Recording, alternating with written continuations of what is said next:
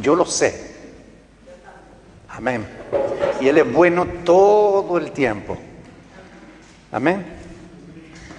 Gloria a Dios. Primera de Corintios, capítulo 16. Nos quedamos en el versículo primero. ¿Seremos nosotros algún día capaces de terminar esta epístola?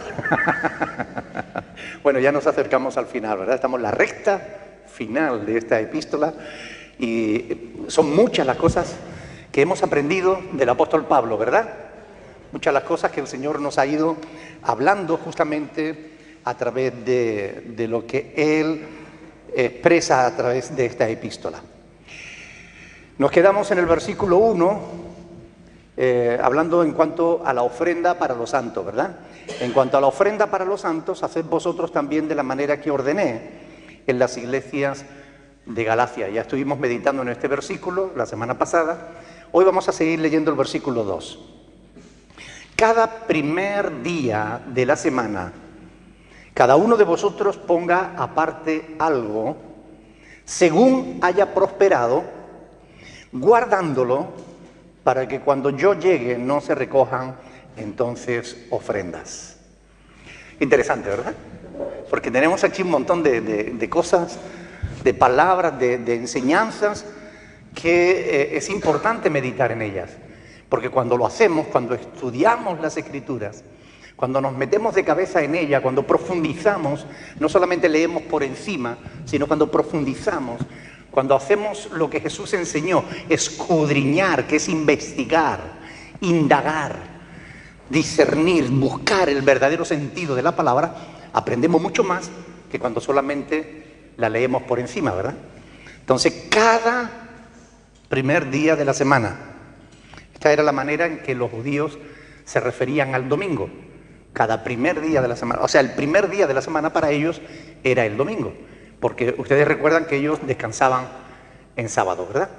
Ellos descansaban el séptimo día y el domingo ya era su primer día laboral. Para ellos el domingo era el primer día. Fíjense, por ejemplo, en Mateo capítulo 28, Mateo capítulo 28, versículo 1, dice, pasado el día de reposo, al amanecer del primer día de la semana, el primer día de la semana era después del día de reposo, ¿verdad? Sabemos que los judíos reposaban el sábado, nosotros entendemos que el primer día es el domingo. Y aquí dice, cada primer día de la semana. Esta palabra cada demuestra clara y evidentemente que los cristianos del primer siglo se reunían el primer día de la semana, el domingo, ¿ok? Y solían reunirse en domingo para justamente hacer sus reuniones de alabanza y adoración a Dios, para partir el pan, para tomar la comunión, etcétera, etcétera. ¿Por qué lo hacían en domingo y no en sábado? Es buena pregunta, ¿no? ¿Qué hacían el sábado? Muy buena pregunta. Bueno, al principio del comienzo de la iglesia cristiana, los judíos se reunían el sábado en la sinagoga. Iban a la sinagoga, estaban en el culto de la sinagoga, pero el domingo celebraban la resurrección de Cristo. Al principio fue así, celebraban el sábado y celebraban el domingo. Más adelante, cuando se fue separando, los judíos fueron dejando las leyes y las tradiciones de Moisés, acabaron reuniéndose solo el domingo y no el sábado. Pero la pregunta, ¿por qué lo hacían el domingo y no el sábado? Justamente porque el domingo es cuando se celebraba la resurrección de nuestro Señor Jesucristo. Recuerden que Jesús resucitó en domingo. Amén.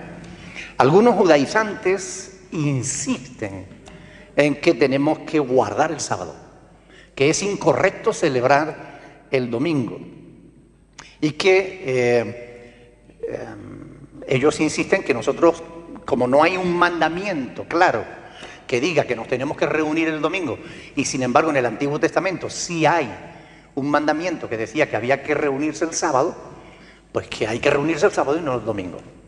Ahora bien, vamos a tratar de discernir un poquito este tema. Como decía antes, ciertamente los judíos cristianos, los judíos que se convertían al cristianismo, seguían reuniéndose el sábado en la sinagoga, pero también el domingo para celebrar la resurrección de Cristo. O sea, hacían los dos cultos al mismo tiempo. Es como cuando un católico se convierte y al principio sigue yendo a la iglesia católica y viene a la iglesia cristiana, hasta que va recibiendo mayor luz y llega un momento en que desecha lo que solo era sombra de lo que había de venir, ¿verdad? Pues igual pasó en los cristianos del primer siglo.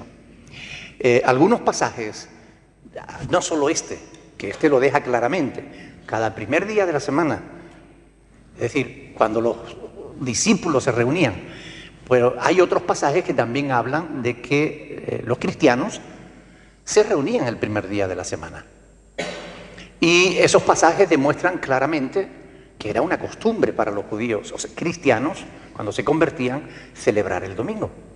Así que vamos a ver algunos de esos pasajes. Por ejemplo, Hechos capítulo 20. Hechos capítulo 20. En el versículo 7 dice ahí: reunido el séptimo día de la semana en la sinagoga para celebrar la Pascua. ¿Dice eso ahí? Hechos capítulo 20, versículo 7. Los cristianos ya no celebraban la Pascua tal como la celebraban los judíos, o antes de conocer a Cristo. Ahora la Pascua para ellos era la Santa Cena, el partimiento del pan, ese rito que instituyó Cristo como símbolo, como recordatorio de su sacrificio. Recuerden que Cristo es nuestra Pascua, ¿verdad? Por tanto dice, el primer día de la semana, reunidos los discípulos. ¿Cuándo se reunían los discípulos? El primer día de la semana. Reunidos los discípulos para partir el pan. No se trata de comer y ya está. No, partir el pan es una referencia a la Santa Cena. Es que en aquella época se hacía una cena de verdad. Se reunían para comer juntos, pero lo hacían en medio de un culto en el que adoraban a Dios, ¿verdad? Dice, Pablo les enseñaba habiendo de salir al día siguiente y alargó el discurso hasta la medianoche. Bueno, Pablo se ve que tenía mucho que decir, ¿verdad? La iglesia del primer siglo no es como la de ahora, ¿no? Que ahora si te pasa 5 minutos hay algunos que empiezan a hacer así con el reloj, ¿no? Bueno, curiosamente, si ustedes siguen leyendo estos versículos, dice en el versículo 11, dice que después de haber, que había muchas lámparas, ¿no?, en el aposento alto donde estaban reunidos. Y un joven llamado Eutico, que estaba sentado en la ventana, dice, rendido de sueño, seguramente los gases de esas lámparas, ¿verdad?, los fue adormilando, dice, rendido de un sueño profundo, por cuanto Pablo disertaba largamente, vencido del sueño, cayó del tercer piso abajo y fue levantado muerto. Dice, entonces descendió Pablo, se echó sobre él y abrazándole le dijo, no os alarméis, pues está vivo. Y después de haber subido y partido el pan y comido, habló largamente hasta el alba. Se pasó el tío toda la noche hablando, ¿verdad? O sea, toda la noche hablando de las cosas del Señor. Bueno, él se iba de viaje y no sabía sabía que no iba a volver a verlos y bueno, aprovechó bien su último mensaje, su último sermón. Se pasó todo el día y toda la noche hablándole a los pastores de Éfeso, ¿verdad?, que los había congregado en Mileto. Pero bueno, aquí en este pasaje más, un pasaje histórico que demuestra que los discípulos se reunían, ¿qué día? El primer día de la semana. Aquí no hay ninguna contraindicación. Es decir, aquí no hay ninguna exhortación a que, no, ¿cómo se os ocurre reuniros el domingo? No. Era algo normal, era algo habitual, y así lo hace ver el evangelista Lucas, que es quien escribe este documento histórico que demuestra que los cristianos se reunían el primer día de la semana. Apocalipsis, capítulo 1, versículo 10, ustedes conocen ese libro al principio cuando dice que el apóstol Juan estaba, dice 1:10, Apocalipsis 1:10, dice: yo estaba en el Espíritu en el día del Señor y oí detrás de mí una gran voz como de trompeta. Es decir, el día del Señor es una referencia temprana justamente al domingo. El día del Señor. El domingo se consideró, desde la resurrección de Cristo, fue el domingo el que se consideró el día del Señor. Aunque del Señor son todos los días, pero los cristianos reconocían el domingo como el día del Señor. ¿Por qué? Porque fue el domingo que Jesús resucitó. Así que, aunque no medie ningún mandamiento que cambiara el día de adoración a Dios, es evidente que desde muy pronto la Iglesia cristiana comenzó a celebrar los cultos el domingo y no el sábado. El sábado dejó de ser un día de reunión para los cristianos cuando se separaron del judaísmo. Al principio ustedes saben cuántas veces el apóstol Pablo intentó que los judíos conocieran a Cristo, comprendieran a Cristo, entendieran que Cristo era el Hijo de Dios y en quien se cumplían todas las profecías del Antiguo Testamento que había sobre el Mesías. Ustedes recuerdan, cuando hemos estado estudiando el libro de los Hechos, cómo Pablo lo primero que hacía al entrar en una ciudad, ¿qué era? Iba a la sinagoga y le hablaba a los judíos. Cuando los judíos le rechazaban, entonces se volvía a los gentiles. A pesar de que Dios le había enviado a los gentiles, él siempre iba primero a la gente de su pueblo. Él estaba interesado en que los judíos conocieran de Jesús. Y esto es así, pero llegado un momento, Pablo tuvo claro que los judíos no iban a dejar su judaísmo, y entonces Pablo separó a los hermanos, a los cristianos, los separó de los judíos. Es decir, fueron expulsados prácticamente de la sinagoga y ellos se empezaron a reunir en otros lugares. Ya no se reunían en la sinagoga, sino se reunían aparte. Ya no se reunían el sábado, sino que se reunían el domingo. Y esto es lo importante. Además, aunque algunos judaizantes pretendan juzgarnos por celebrar el día del Señor el domingo y no el sábado, como ya nosotros hemos visto en la epístola del apóstol Pablo a los Colosenses, es en el capítulo 2, versículo 16, vamos a verlo, porque es interesante, porque esto termina toda discusión sobre ese tema, ¿no? Miren, Colosenses 2, 16.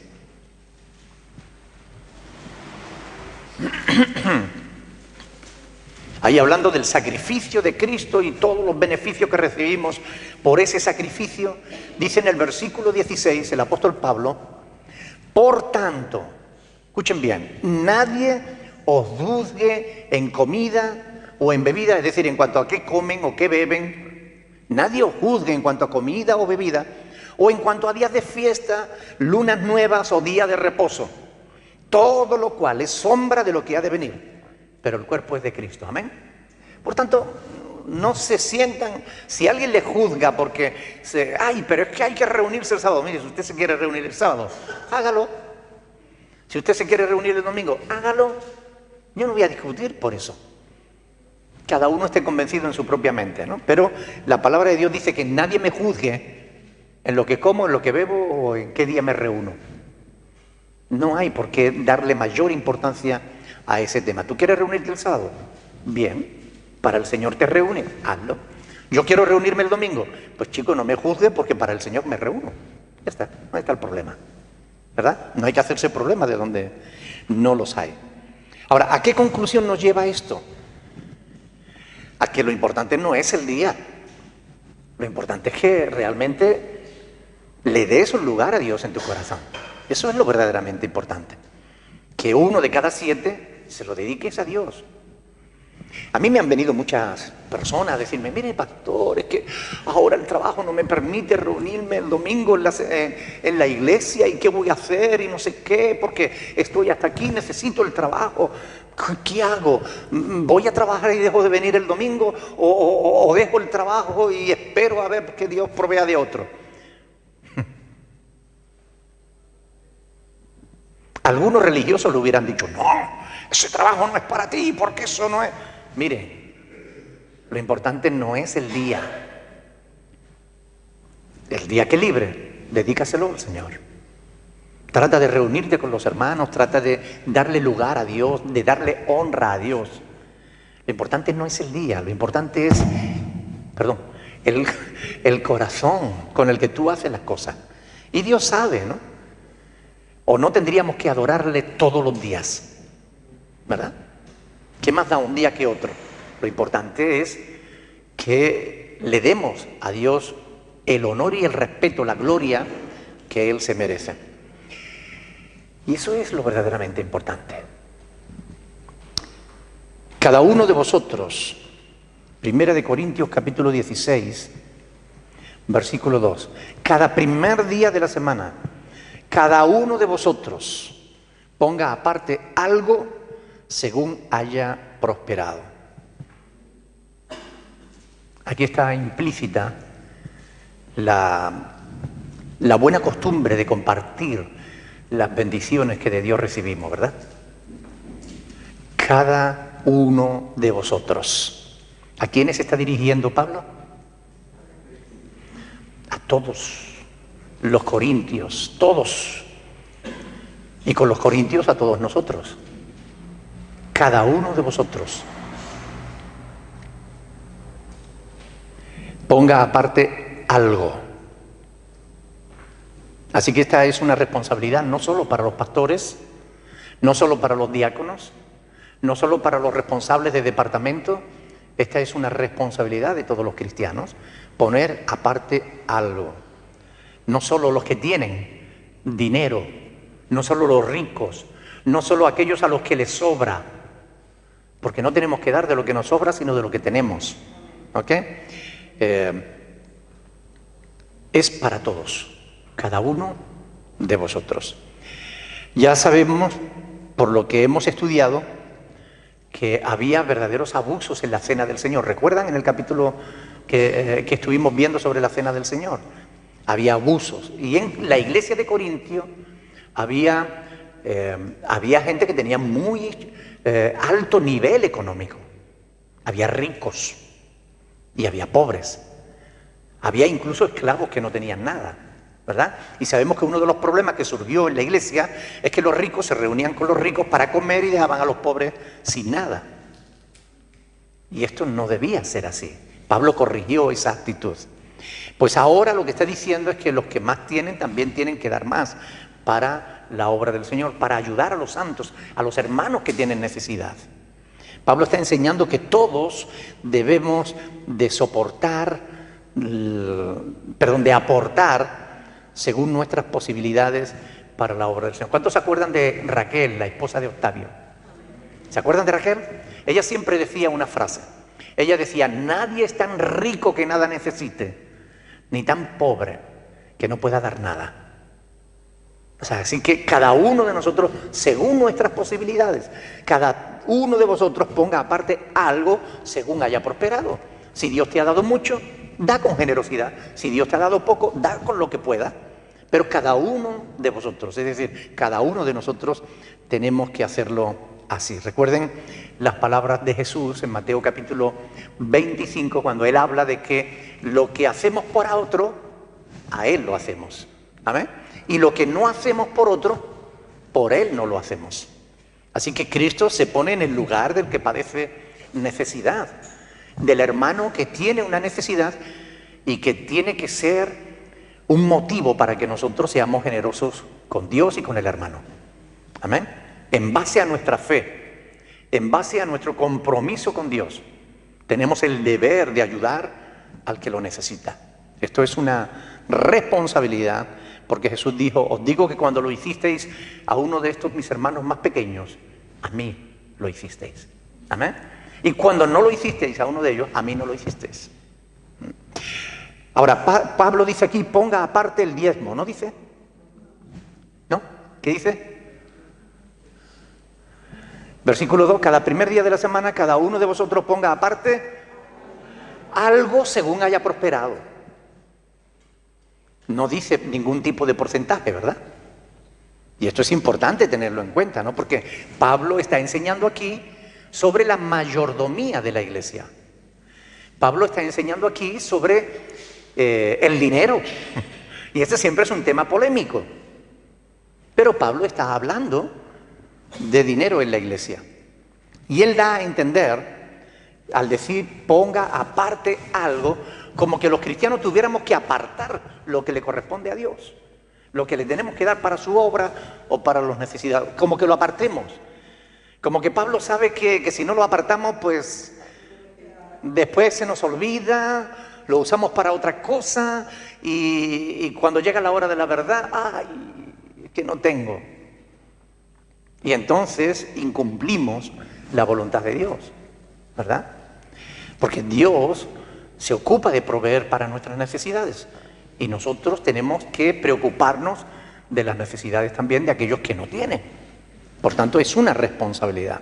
No dice dónde tendríamos que apartarlo, pero como que una vez que consigues los recursos, aparta lo que le corresponde a Dios y eso no lo toques hasta que llegue el momento de llevarlo a donde lo tengas que llevar, ¿no? Algo. No usa la palabra diezmos. Pablo nunca habla a la iglesia de diezmos, nunca. No van a encontrar ni un solo pasaje en el que Pablo le exija diezmos a la iglesia, nunca. Y Pablo es quien Dios usó para establecer los fundamentos de la doctrina, ¿verdad? Y sin embargo, él nunca habló a la iglesia de diezmos. Siempre le habla de ofrendas. Y una ofrenda es algo voluntario. Incluso más adelante vamos a ver que él dice, no por obligación. Tenemos que dar por amor, ¿verdad? Él no impone una cantidad determinada, ni tampoco impone ningún tipo de impuesto en la iglesia. Sabemos que los judíos tenían un impuesto en las sinagogas. ¿Ok? Los judíos pagaban por un sitio en la sinagoga. Los judíos, me refiero a los de la diáspora, no en el templo. En el templo pues entregaban sus diezmos y demás, ¿verdad? Pero en las sinagogas, cuando ya el templo no estaba, los judíos daban una cuota, cada uno pagaba su cuota. Y así sostenían al rabino y sostenían el culto. Pero Pablo nunca puso un impuesto para la iglesia. Nunca le habló del diezmo, nunca le habló de imponerles la ley de Moisés a los cristianos, nunca habló de una cantidad determinada, nunca. Y esto es significativo, ¿no creen? Porque por ahí andan muchos diciendo que es una obligación de todo cristiano dar como mínimo el 10%, ¿no? Cuando eso no es así, ¿verdad? Él enseña un sistema diferente que tiene que ver con la responsabilidad individual de cada uno de nosotros. Pablo deja el asunto del dinero entre tú y Dios. Él no te dice cuánto tienes que dar. Él dice tú, según Dios te da, dale a Dios. Comparte para su obra. Es un asunto entre tú y Dios. No soy yo como pastor quien te tiene que coger del cuello o darte la vuelta, amarrearte para que caigan las monedas. No soy yo quien tiene que hacer eso. Es Dios quien te provee y eres tú quien tienes que ser agradecido o agradecida con Dios. ¿Verdad? ¿Perdón? Claro, uno da con más tranquilidad cuando no es una imposición, ¿verdad? Es verdad. Ahora, no es una cuestión de impuesto, sino es una expresión de gratitud. Tiene que ser una cuestión de compromiso con Dios, compromiso con la fe que decimos tener, ¿verdad? Pero nadie debía controlar al que ofrenda. Nadie debía controlar al que da. Era un asunto entre Dios y el creyente, como digo, y el cristiano debía aportar en relación a lo que Dios le había provisto a él. Sin embargo, Pablo enseña sobre este tema. Le tocó enseñar sobre este tema, porque se le encargó. Recuerdan que los apóstoles le habían encargado, los apóstoles que estaban en Jerusalén, en Hechos capítulo 15, cuando estaban hablando del problema que surgió cuando los judaizantes querían imponer la circuncisión sobre los cristianos, y Pablo bajó de Antioquía con Bernabé, se reunió con los apóstoles, hablaron de muchas cosas y llevaron a una serie de conclusiones, que no se le impusiera a nadie, sino nada más unas pocas cosas, y que se acordara de los pobres. Y Pablo en la epístola él dice, de lo cual me ocupé. ¿Ok? O sea, Pablo había sido encargado de reunir dinero para ayudar a los pobres que había en Jerusalén. Por eso él cumple su responsabilidad. Por eso él enseña sobre este tema. Pero enseña sin necesidad de torcer las Escrituras. Enseña sin necesidad de manipular a la gente. Enseña la verdad. Enseña que Dios es generoso con nosotros, ¿o no? Y que según Dios nos dé, nosotros deberíamos dar para su obra. Como algo que fuera una expresión de nuestra fe, de nuestra gratitud a Dios. No como una obligación que tenemos que hacer, y si no vas a tener ahí al diácono que va a estar detrás tuya con una vara, dándote en el codo para que abra la mano. No se trata de eso. Se trata de un compromiso personal de cada uno de nosotros con Dios.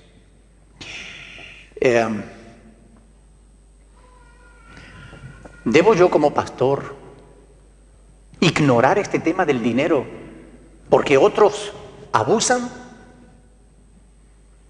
No.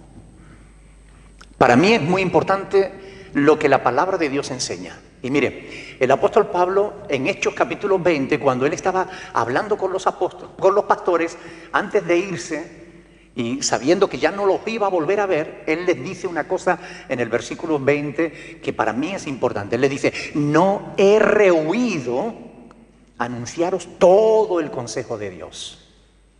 Es decir, Pablo les estaba diciendo, miren, yo no me he escondido nada para mí. Todo lo que les tenía que hablar, lo hablé. Todo lo que les tenía que enseñar, se lo enseñé. Y el tema de la economía es un tema que hay que enseñar en la iglesia. No nos gusta, porque que nos toquen el bolsillo como que nos duele, pero hay que hablarlos, porque es un tema que está en la palabra de Dios y debe ser enseñado. Amén. Y aunque algunos abusen, eso no significa que no tengamos que hablar de estas cosas. Tenemos justamente, porque algunos abusan, tenemos que hablar para saber qué es lo correcto y qué no es lo correcto. Qué es lo que Dios demanda y qué es lo que Dios no demanda. Por eso es necesario hablar de estas cuestiones. Esto es algo que Dios usa, me refiero a la ofrenda, es algo que Dios usa para probar el corazón de los creyentes, ¿verdad? Hay un dicho evangélico que dice que a un cristiano le cayó una barra de hierro, le entró por la cabeza, pero que hasta que no le llegó a la cartera no dijo ¡ay! O sea, a algunos hasta que no le tocan la cartera todo está bien. Mire, el verdadero cristiano, el que ha nacido de nuevo, ese cree en la provisión de Dios y es agradecido con Dios y sabe que cuando Él da, no da para recibir más, da por gratitud, por generosidad, porque ya recibió, da porque tiene, y si tiene es porque Dios le dio a Él antes. Amén.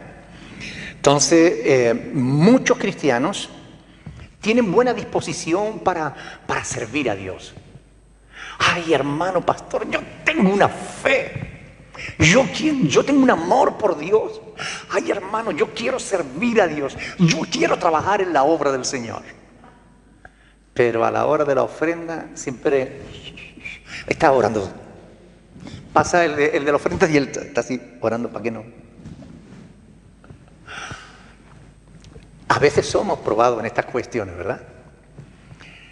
Tratando sobre este asunto, a mí me llama poderosamente la atención que algunos creyentes den más cuando está el pastor que cuando el pastor no está. ¿Ustedes creen que eso es lógico? Sin embargo, miren, quizás coincidió porque yo tenía que hablar de este tema y ya lo tenía preparado de la semana anterior. Un trocito, al menos esto, de la ofrenda. Sabía que tenía que hablar de la ofrenda, pero ustedes saben que yo el domingo no estuve en la iglesia.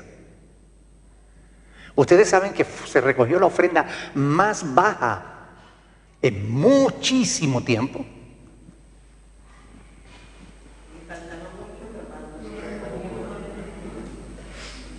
¿Y ustedes creen que eso realmente es lógico? ¿Qué vienen aquí? ¿Por el pastor? ¿Qué ofrendan por el pastor? Quienes obran así, ¿no será que no han entendido nada? ¿Verdad? ¿No es a Dios a quien tenemos que adorar? ¿No es a Dios a quien tenemos que dar? ¿Y Dios no estaba aquí el domingo? A mí me preocupa eso porque yo sé que eso no es correcto. Y sinceramente, cuando me lo dijeron, a mí me dio vergüenza. Adelante, Paco. Mi iglesia que yo estuve antes, de ofrenda, la gente para hacer la ofrenda se trae el dinero que sobre. Pero ellos tienen otra ofrenda como tithe.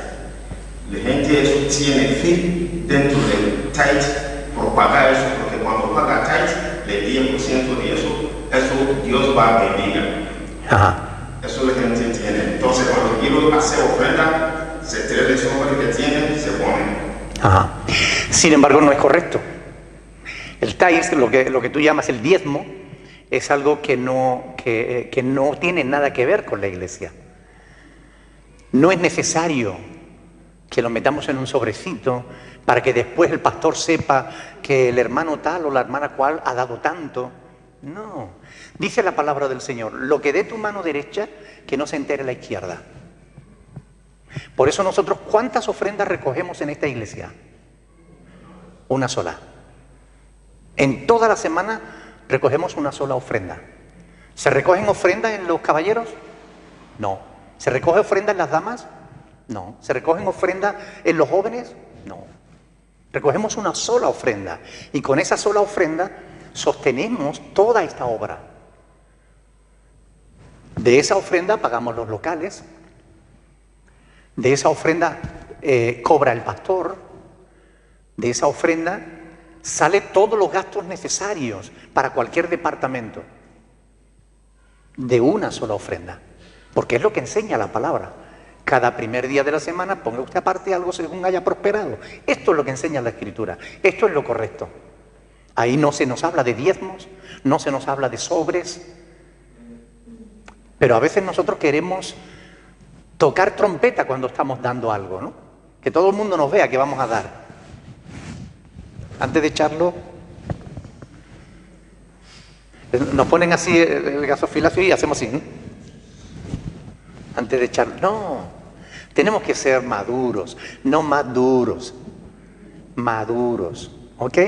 Y eso es importante, ¿no? Porque, miren, digo que me dio vergüenza porque la semana pasada yo estuve en Las Palmas y una de las cosas que fui a hacer a Las Palmas, aparte de arreglar unos trámites de la ONG en el gobierno de Canarias, aparte de eso, pues fui a comprar nuevos equipos de sonido para que no tengamos los ruidos que a veces salen, sobre todo en los vídeos y todo esto, para que tengamos un buen sonido por fin aquí en la iglesia, para que no tengamos más problemas de eso. Y miren, di el 50% y la próxima semana vendrán los instrumentos. La cuestión es, ¿tendremos nosotros para poder pagar los instrumentos? ¿O tendré que decirle al hombre, mire, no, lo siento, pero no me los traiga todavía porque no le puedo pagar?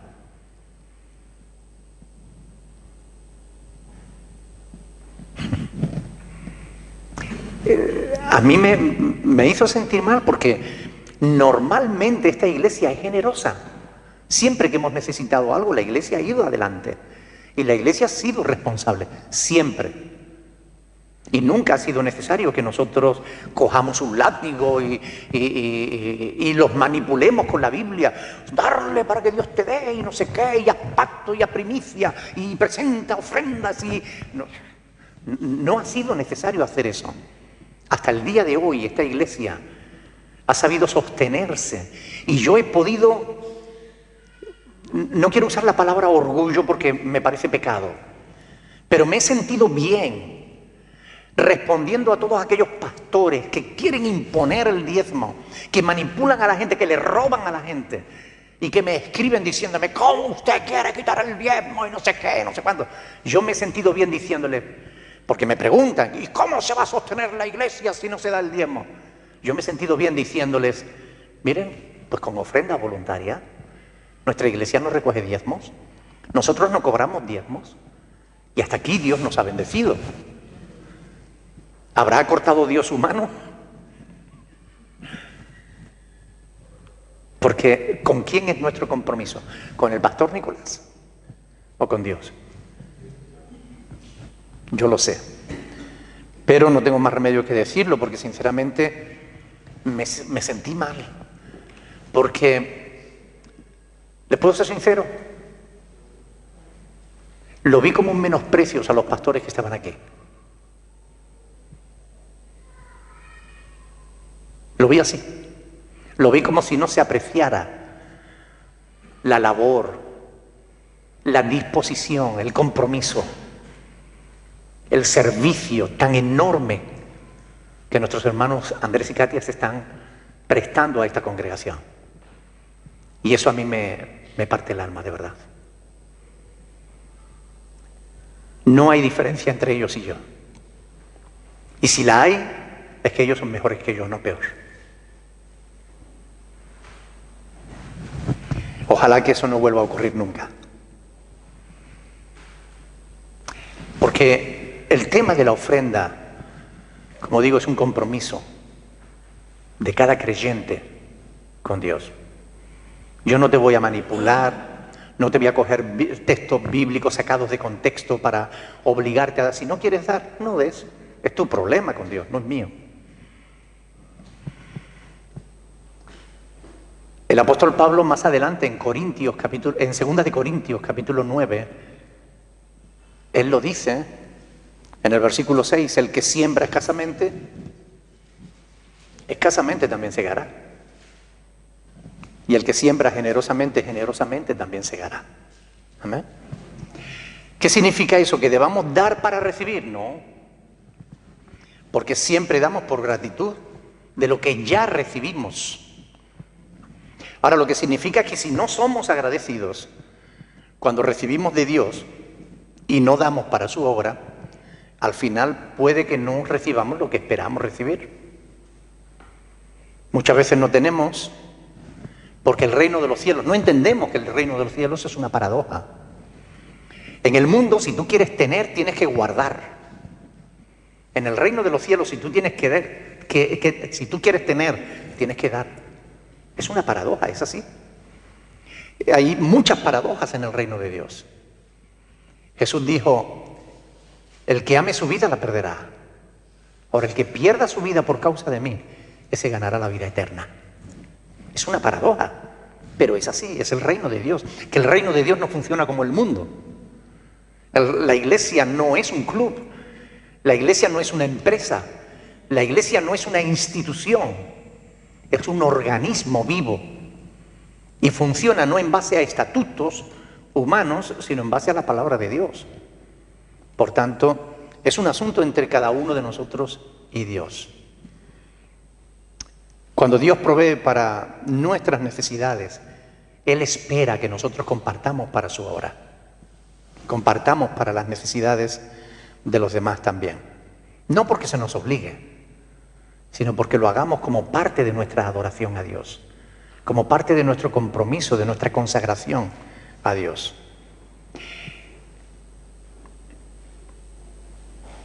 Como decía, la ofrenda prueba nuestra fe, ¿no? Por esta razón el apóstol añade, cada uno dé como propuso en su corazón.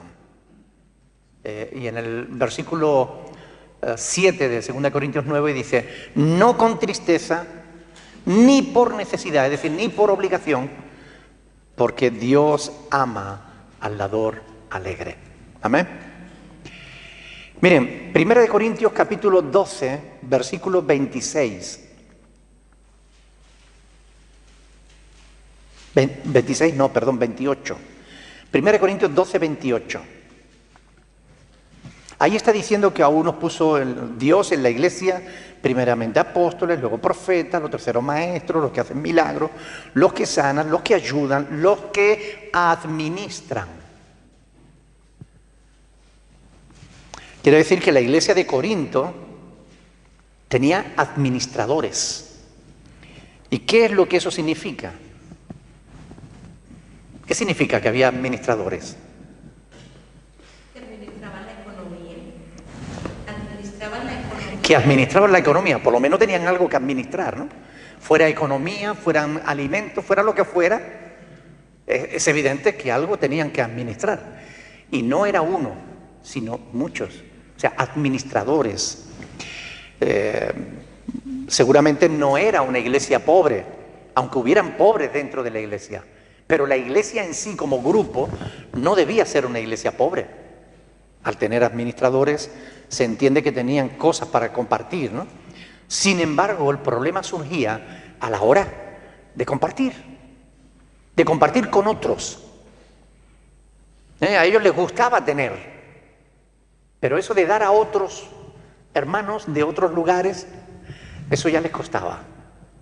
Por eso Pablo, justamente a lo largo de esta epístola y de la siguiente, él va a insistir en la necesidad de darle a Dios y de darle a los hermanos que lo necesitan.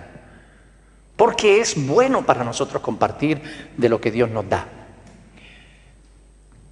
¿Es el egoísmo uno de los frutos del Espíritu Santo? ¿Verdad que no?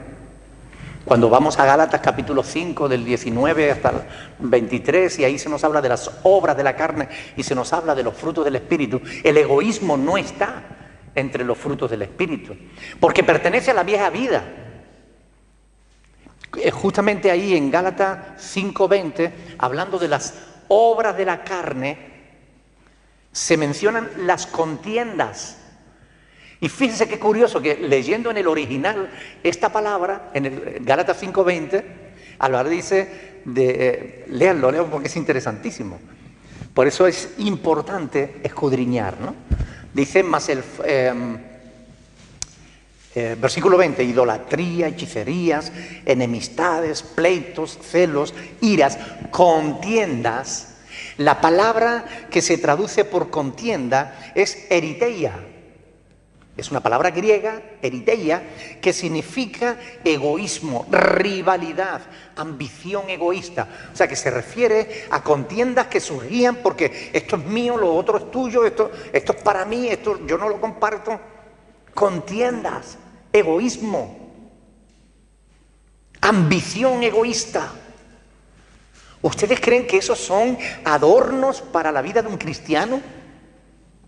Pero lo había en la iglesia de Corinto, lo había en la iglesia de Gálatas. Por eso Pablo escribe sobre estas cosas, ¿verdad?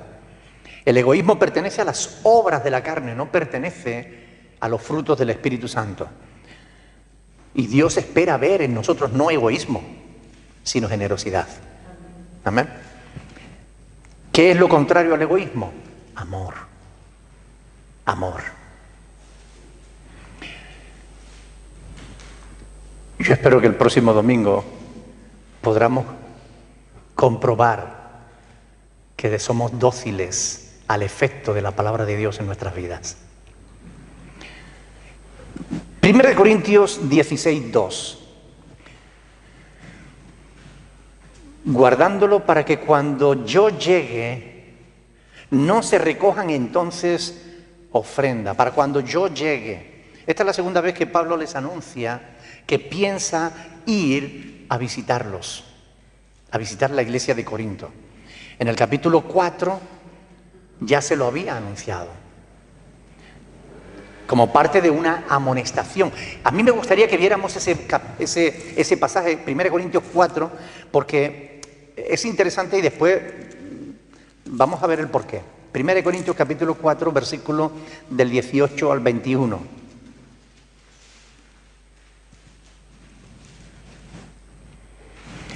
Dice 4:18, dice, mas algunos están envanecidos como si yo nunca hubiese de ir a vosotros, pero iré pronto a vosotros si el Señor quiere, y conoceré no las palabras, sino el poder de los que andan envanecidos, porque el reino de Dios no consiste en palabras, sino en poder.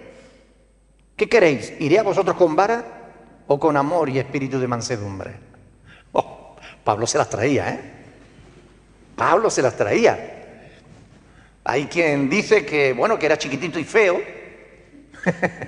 Sí, algunos teólogos dicen que era así, ¿no? Que su aguijón en la carne era su apariencia, ¿no?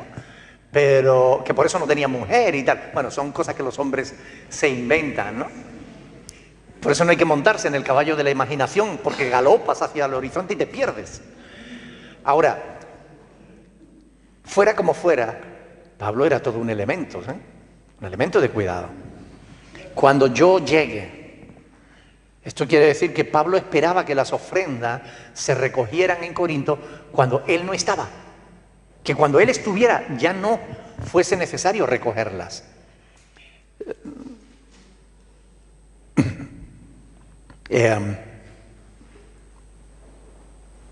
Ahora les dice que él va a ir para asegurarse de que las recogen para los hermanos de Jerusalén. De esa forma, como que Pablo está preparando el corazón de los corintios, ¿no? Miren, recojan las ofrendas para que cuando yo llegue ya no haga falta, ¿no? Para que no se recojan entonces. ¿Alguna vez ha habido iglesias que alguna vez, o sea, que nunca en realidad han dejado de coger una ofrenda? Ha habido iglesias que recogen 2 y 3 ofrendas en un culto, pero que dejara de recogerla nunca, ¿verdad? Sin embargo, nosotros muchas veces no hemos recogido ofrenda en el culto. A lo mejor porque hemos tenido visita, a lo mejor porque hemos hecho un evento especial, si es una boda, si es algo así. No hemos recogido ofrenda, ¿no? Porque no queremos ser tropiezo para nadie, ¿no? Y Pablo dice, cuando yo llegue no se recojan ofrenda, ¿no? Algunas congregaciones ponen un buzón en la puerta y no recogen la ofrenda durante el culto, sino que la gente, conforme va entrando, va echando el dinerito en el buzón.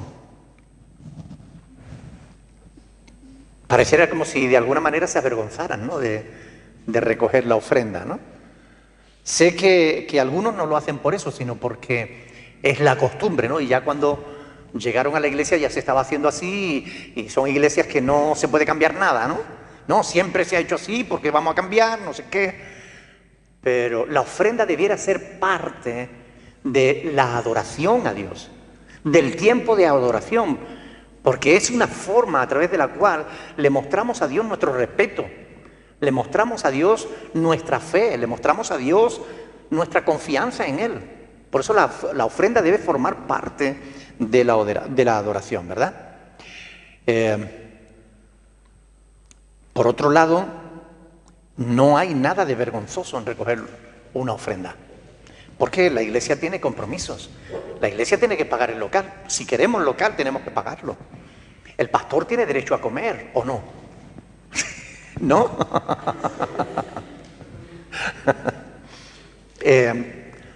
Si pagamos a la policía, y la pagamos porque de nuestros impuestos pagamos la policía y los médicos, que son gente que nos sirve mucho menos que el pastor, ¿por qué no pagar al pastor, no?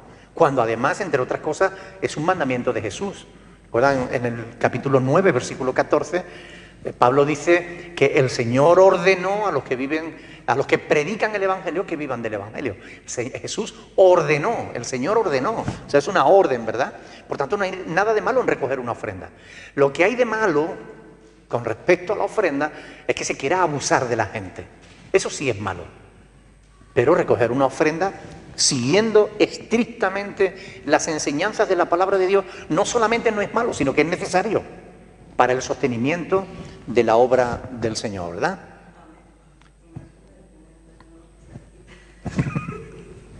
Y aunque Pablo no quiso coger ofrenda de Corinto, no fue como algunos creen, que por lo que él le dice a los corintios, ¿no? Que prefirió trabajar con sus manos y tal. Algunos tienen la idea de que Pablo nunca cobró de la iglesia. Eso es falso. Pablo sostuvo su ministerio en la mayor parte del tiempo de las ofrendas que recibía de las iglesias. Y el capítulo 4 de Filipenses demuestra que los filipenses estuvieron sosteniendo el ministerio del apóstol Pablo. Pero no quiso cobrar de la iglesia de Corinto porque sabía los elementos que habían allí. Si ya lo estaban juzgando y criticando, pues imagínense si lo hubiera recibido ofrenda de los corintios, no se hubiese sentido con la misma libertad para cantarle las 40 que tenía precisamente por no haberle cobrado a ellos, ¿no? Pero el apóstol Pablo se sostuvo su ministerio con ofrendas también, así como Jesús. Lucas capítulo 8, versículo 3 dice que Jesús mantuvo su ministerio con las mujeres que le seguían. O sea, las mujeres que seguían a Cristo en su ministerio aportaban para su ministerio. De hecho, la túnica, lo único bueno que Jesús tenía, que era una túnica hecha de una sola pieza, fue un regalo de una de las mujeres que le seguían. Por consiguiente, no hay nada vergonzoso en recoger una ofrenda, pero las cosas hay que hacerlas como enseña la Escritura, ¿verdad? Como dice la palabra de Dios. Los cristianos comprometidos siempre hemos sido fieles a Dios y bueno, y esperamos seguir siéndolo. Amén. Ahora, los que enseñan el diezmo como una obligación de la Iglesia, siempre se les olvida el resto de la doctrina, de la enseñanza. Enseñan del diezmo solo lo que les interesa, pero no enseñan toda la verdad. Por ejemplo, no enseñan que cada 7 años no se recogían diezmos. ¿Conoces alguna iglesia que el 7º año no coja diezmo? Yo no la conozco. Sin embargo, el pueblo de Israel, que eran los que vivían del diezmo, el 7º año no cogían diezmo porque no se sembraban los campos. Y la instrucción era que lo que el campo daba de por sí era para los que lo trabajaban y para los pobres y las viudas y los huérfanos. Pero no se recogían diezmo el 7º año. Hay un pasaje interesante, Levítico capítulo 25. Vamos a leerlo. Levítico capítulo 25. Versículo del 1 en adelante. Levítico 25, 1. Dice, el Señor habló a Moisés. Levítico es el 4.º libro de la Biblia. Tercer libro de la Biblia. Génesis, Éxodo, Levítico. Dice, el Señor habló a Moisés en el monte de Sinaí diciendo, habla a los hijos de Israel. Esto era para los hijos de Israel, ¿ok? Y diles, cuando hayáis entrado en la tierra que yo os doy, la tierra guardará reposo para el Señor. 6 años sembrarás tu tierra y 6 años podarás tu viña y recogerás su fruto. Pero el 7º año la tierra tendrá descanso, reposo para el Señor. No sembrarás tu tierra ni podarás tu viña. Lo que de suyo naciere en tu tierra segada, no lo segarás. Y las uvas de tu viñedo no vendimiarás.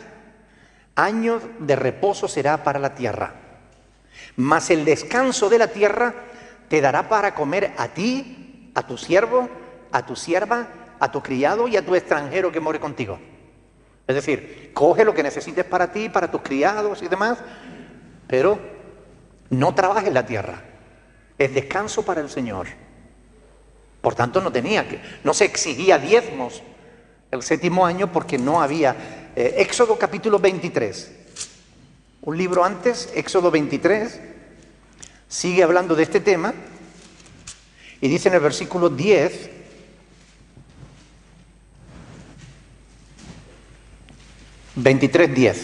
Éxodo 23:10 dice, 6 años trabajarás tu tierra y recogerás su cosecha, mas el 7º año la dejarás libre.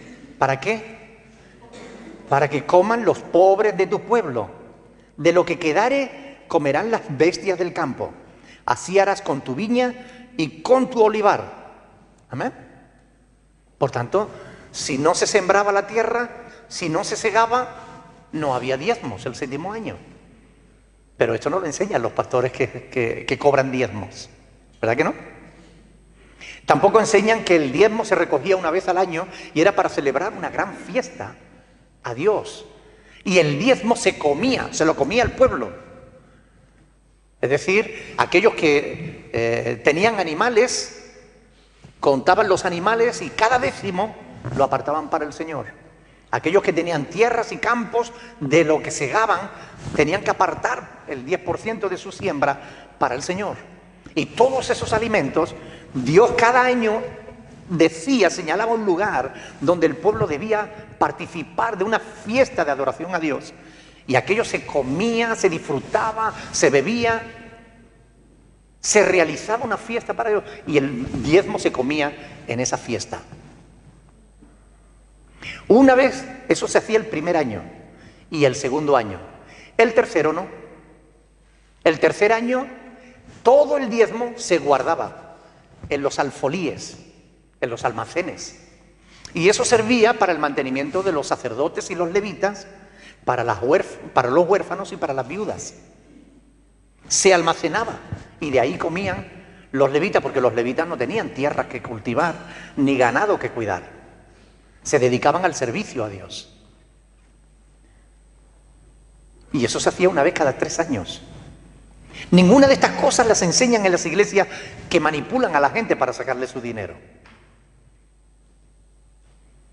Ahora sí que enseñan que tienes que traer tus primicias, que tienes que traer tus primeros frutos, que tienes que sembrar para cosechar, que tienes que pactar con Dios, que tienes que... Pero oiga, ¿de qué está usted hablando?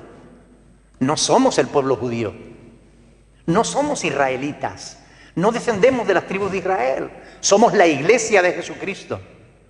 Y la iglesia de Cristo no está bajo la ley de Moisés, ha sido redimida de la ley de Moisés. Porque maldito todo aquel que está bajo la ley. Así está escrito en la palabra. Gálatas capítulo 3. Maldito todo el que está bajo la ley. Nosotros no estamos bajo la ley. Hemos sido liberados de la ley porque Cristo la cumplió por nosotros. Algunos dicen, es que Cristo no abrogó la ley. Cristo vino a cumplirla. Amén. La cumplió por mí, para que yo no tenga que cumplir. Amén. Él me liberó de eso. Yo me salvo por fe en Jesús. No porque yo sea fiel a los mandamientos de Dios, porque no hay nadie que lo sea. Romanos 3:10, no hay justo ni aún uno. Amén. Por tanto, si alguien trata de justificarse delante de Dios por el cumplimiento de los mandamientos de la ley de Moisés, apañado va. Porque está escrito claramente que por la ley ninguno será justificado. Así que, ¿qué tiene que ver el diezmo con nosotros? Nada. Nosotros damos generosamente a Dios, pero damos por gratitud, no damos por codicia. Damos porque hemos recibido, no para recibir. Amén. Son muchas las incongruencias que hay en ese tema del diezmo. Y me quieren crucificar porque yo enseño estas cosas. Pero mire, si está enseñando la palabra de Dios. Qué cosa, ¿verdad? La mayordomía de la iglesia no está fundada en el Antiguo Testamento, sino en el Nuevo. La mayordomía de la iglesia, la economía de la iglesia, no está fundamentada en las enseñanzas del Antiguo Testamento. Las enseñanzas que Dios ha dejado escritas para la iglesia en cuanto a la economía están en el Nuevo Testamento. Eso no significa que el Antiguo Testamento no sirva. Significa que tiene una utilidad para nuestra enseñanza, pero no es nuestra obligación vivir como judíos. No es nuestra obligación circuncidarnos. No es nuestra obligación ponernos kipá, el gorrito que se ponen los judíos, ¿verdad? Como David Diamond. No tenemos que ponernos kipá porque no somos judíos. No tenemos que circuncidarnos porque no somos judíos. No tenemos que dar diezmos porque no somos judíos. Y Pablo dice, si tú te circuncidas, te obligas a cumplir toda la ley de Moisés. Y si tú das diezmo, de igual forma te obligas a cumplir toda la ley de Moisés. De la gracia cae el que por la ley intenta justificarse. Gálatas capítulo 5. Ahora, ¿por qué Pablo no quiso que se recogieran ofrendas cuando él estuviera presente? Imagino que hay dos explicaciones, ambas plausibles, ¿no? En primer lugar, porque no quería que lo hicieran obligado por su presencia, ¿no? A mí no me gustaría que el domingo se recoja una buena ofrenda porque yo esté. No me gustaría eso. Me gustaría que se recogiera una buena ofrenda porque el pueblo de Dios entiende que tiene un compromiso con Dios, no con el pastor, ¿verdad? Por eso Pablo, ojalá no, porque me gustaría estar aquí. Me gustaría estar, pero ojalá que dieran no por causa del pastor, sino por causa del Señor, ¿verdad? Creo que en segundo lugar Pablo no quería involucrarse en temas de dinero. Pablo no quería tocar el dinero. Y creo que eso es algo que es bueno, que el pastor no tenga relación con el dinero es algo importante. Yo lo he aconsejado a muchos pastores. Yo no toco el dinero de la iglesia. Tenemos un tesorero que no se llama Judas, gracias a Dios, y que él es el que administra, ¿no? Cuando se recoge la ofrenda hay unos hermanos encargados de contarla, la cuentan dos, lo apuntan en una libreta, se lo entregan al tesorero. El tesorero se encarga de la administración, pero este pastor no toca el dinero de la iglesia. Yo únicamente recibo mi ofrenda cuando se me da y punto. No tengo más contacto con el dinero que ese. Yo creo que es importante que el pastor sea transparente y eso ayuda a la transparencia. ¿Ok? Que sean otros los que se encarguen de manejar el dinero de la iglesia. Pablo esperaría que al llegar a Corinto,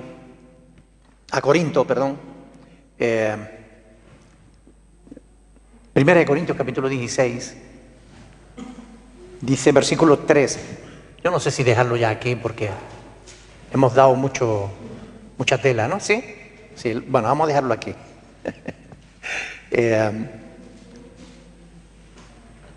Vamos a dejarlo aquí para que podamos meditar en estas cosas. Mire, es una bendición tener la palabra del Señor como manual para saber cómo debemos conducirnos en la iglesia de Dios. Gracias a Dios, Él es sabio, nos conoce, nos conoció de antemano. Por eso Él nos dejó a nuestro criterio cómo debe manejarse la iglesia, sino que nos dejó un manual claro, sencillo y específico para que nosotros sepamos lo que tenemos que hacer y lo que no tenemos que hacer, lo que es correcto y lo que no lo es. Por eso yo agradezco tanto a Dios por su palabra. De verdad que para mí es la Sagrada Escritura, para mí es fundamental. Y creo que todo cristiano bien nacido, y bien nacido me refiero de nuevo, bien nacido de nuevo, debe conocer profundamente las Sagradas Escrituras. Porque el cristiano tiene que saber cuál es la voluntad de Dios. Recuerden Efesios 5:10, comprobando lo que es agradable al Señor. Debemos comprobar lo que es agradable a Dios. Y tenemos una palabra, tenemos un manual. Basta que vayamos a las Sagradas Escrituras, la meditemos para que sepamos qué quiere Dios que hagamos. En todos los asuntos de la vida. La palabra de Dios no habla solo del cielo y del infierno. Habla sobre la familia, sobre el matrimonio, la educación de los hijos, el respeto. Habla sobre todas las cosas. Es un manual hermoso. Y a mí me gustaría de verdad que aprendan a amar las Escrituras. Y si les cuesta estudiarla y si les cuesta quedarse con las cosas, pídanle a Dios. Porque a mí me pasaba al principio. Y yo le pedí a Dios amor por su palabra. Y créanme que estoy enamorado de la Biblia. Para mí la palabra de Dios es algo maravilloso. Yo disfruto escudriñando las Sagradas Escrituras. Así que, hermanos, préstenle atención a la palabra. Escudriñenla. Léanla, medítenla. Y si les surge alguna duda, pregunten, que para eso estamos aquí. Que hacen ustedes muy pocas preguntas. Con lo que a mí me gustan las preguntas. Es increíble. Voy a todos lados y a todos lados me hacen cantidad enorme de preguntas. Llego a mi iglesia y no me hacen preguntas. ¿Será posible? Me maltratan ustedes. Vamos a orar al Señor, vamos a ponernos de pie. Vamos a darle gracias al Señor porque su palabra es buena. Porque su palabra es hermosa y necesitamos conocerla en profundidad. Amén. Alguien, por favor, que quiera orar al Señor dando gracias por su palabra. Gracias, Padre Santo, por el estudio